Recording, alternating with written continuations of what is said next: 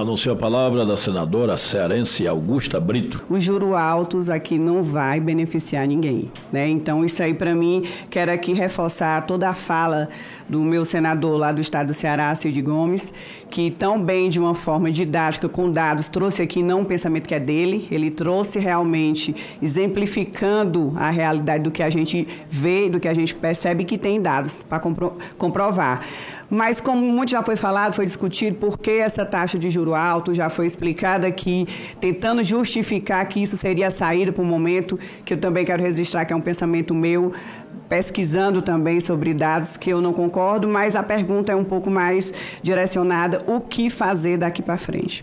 Então aqui já foi falado pelo senhor que o arcabouço fiscal que foi apresentado aqui está na direção certa e que tem um potencial de redução dos juros. Então, no entanto, a minha pergunta é que ressaltar que o movimento de queda da taxa de juros de longo prazo demandaria maior credibilidade, com certeza.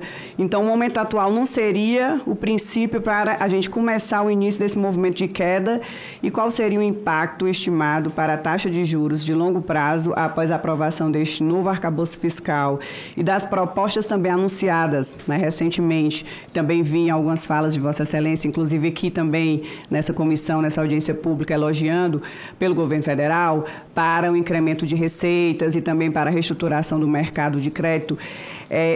A pergunta, mais especificamente, o que poderá ser feito daqui para frente em relação já à apresentação do arcabouço fiscal, para que a gente possa efetivamente reduzir. Está sendo pensado, o que é que está sendo feito e se isso é uma política do banco, porque o que eu percebi aqui do momento que eu pude estar é a defesa da elevada taxa de juros. Eu quero saber o que realmente está sendo feito para que ela possa ser reduzida, visto que não faz bem a ninguém, a nada, nem ao setor produtivo, nem ao desemprego que a gente vê que está realmente aumentando, a ninguém.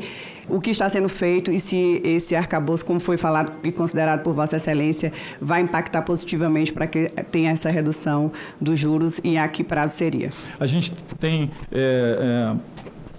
um tema do custo da máquina pública que pode ser endereçado em algum momento, não cabe ao Banco Central falar sobre isso, mas com a reforma administrativa. Senadora Zenaide Maia, do Rio Grande do Norte. Minha formação é médica, mas eu costumo dizer que ninguém é mais economista do que dona de casa. Então, o que eu queria perguntar aqui, senhor presidente, essa remuneração de sobra de caixa de bancos que foi falado aqui pelo senador Rogério, que foi criada aquela lei que a gente aprovou, que seriam esses depósitos compromissados. A pergunta é o seguinte: o fato do Banco Central, aquilo que os bancos não usaram para emprestar e remunerar, sem ser com esse depósito compromissado ou não, com títulos do Tesouro Nacional, eles não fazem com que os bancos não queiram emprestar juros mais baixos? Eu acho que aqui tem precisamos separar o que é depósito voluntário e o que é compromissada e o que é o dinheiro que os bancos deixam que são precisamos separar, o que é compromissado e o que é o dinheiro que os bancos deixam parado no Banco Central.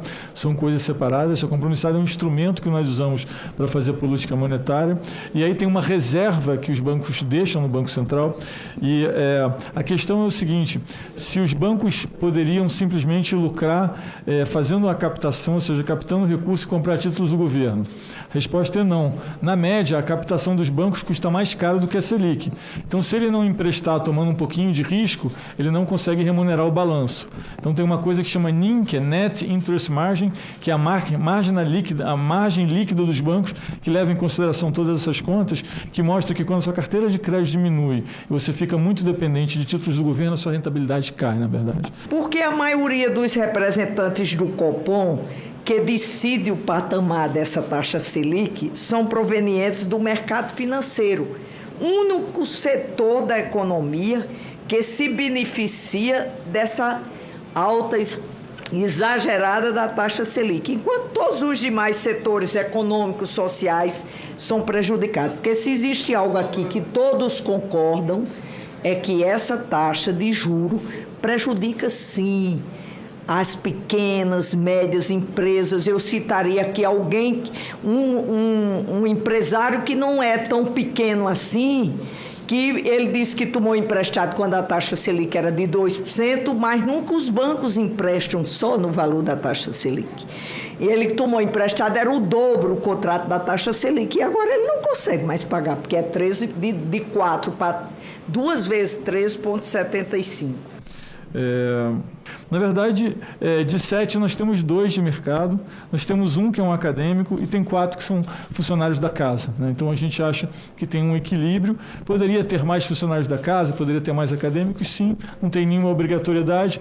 Tem uma área específica de política monetária, né, que interage muito com o mercado e com instrumentos de mercado financeiro e precisa ter um conhecimento muito técnico para as operações financeiras que o Banco Central faz. O senhor falou aqui muito na Argentina, em questão, porque a gente sabe que não tem desenvolvimento sem redução das desigualdades sociais. E o senhor falou muito na Argentina aqui, das dificuldades e tudo, mas eu queria dizer ao senhor que nós temos 94 milhões de brasileiros e brasileiras na pobreza. E desses, 44 milhões estão na extrema pobreza.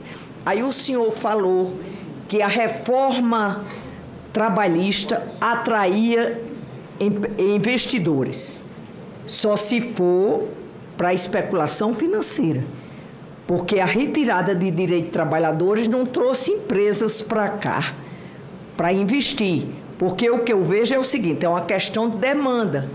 Se você vai investir, se você tem um comércio, eu digo aqui, eu tenho uma padaria, uma loja de conveniência. Se eu tenho 5 mesas e a demanda está maior porque o povo está com poder de compra, eu só vou ampliar porque tem demanda. Eu acredito que atrair empresas estrangeiras não deu bom resultado essa mudança da reforma trabalhista, porque o capitalista mesmo, ele quer o trabalhador com poder de compra. O que eu quero dizer é que a especulação financeira para tudo tem um limite. E um país como o Brasil, que está com quase 94 milhões na pobreza, não é para a gente estar se preocupando com a Argentina. Eu digo ao senhor aqui que eu tenho uma PEC aqui que limita as taxas de juros a no máximo 3 vezes a taxa Selic. Ela não engessa a política monetária do Banco Central. Isso aqui não é uma questão de ser contra o senhor Roberto Campos Neto. Não sei se teria autoridade para falar dessa autonomia, mas sei que essa autonomia, o banco também tem responsabilidade no desenvolvimento social. Não engessa a autonomia do Banco Central e não é fácil, que hoje já seria muito alto. E isso eu digo o seguinte, faz com que, se eu comprar um celular desse financiado pelo cartão de crédito e pagar a taxa mínima, eu pago no mínimo mais 4.